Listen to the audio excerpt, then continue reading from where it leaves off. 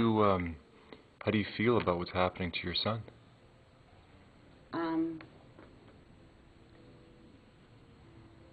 I don't think it's just like something that's happening to my son. I think David instigated the whole thing. It's exactly the only way, because the only way he's got to fight is with his life. He's not going to shoot somebody or, be violent and make people change.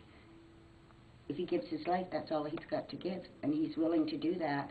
And I think if people realize there's just so much goodness left in the world, they'll be a little kinder. I think that's all David really wants, is people to be a little kinder.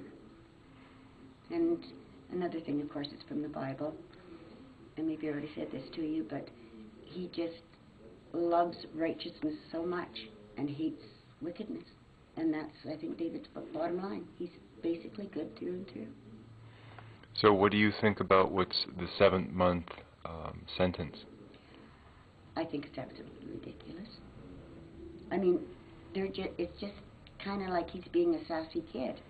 And they're his bosses, and they make, even if it's a stupid law, somebody breaks it, they think they're setting an example, I suppose. But there's no logic to it. You don't have to die for sleeping on a park bench. How is he feeling right now? He's getting weaker and weaker.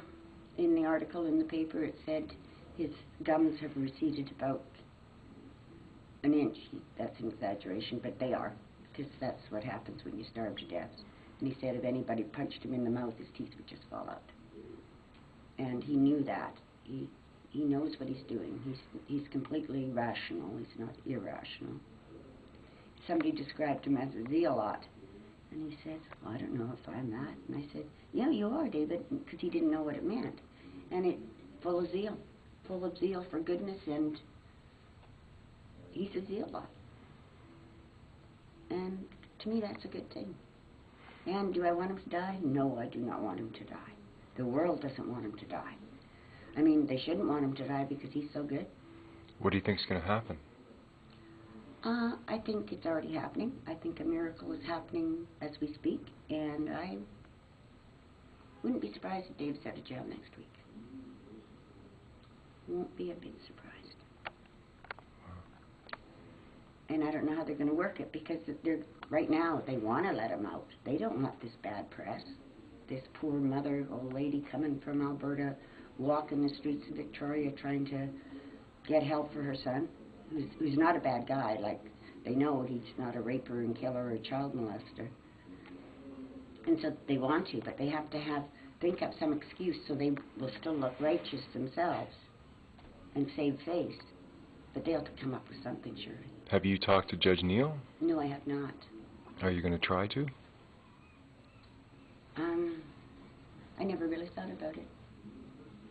I don't know how to go about it or anything else. Right now, I think maybe just for today, I don't want to, because I've been working really hard doing interviews and talking to people, and it's not like hard physical work, but it's quite hard work. I told my brother I was so nice yesterday, I was going to go home and hit Vicky's cat, because I've been so nice all day.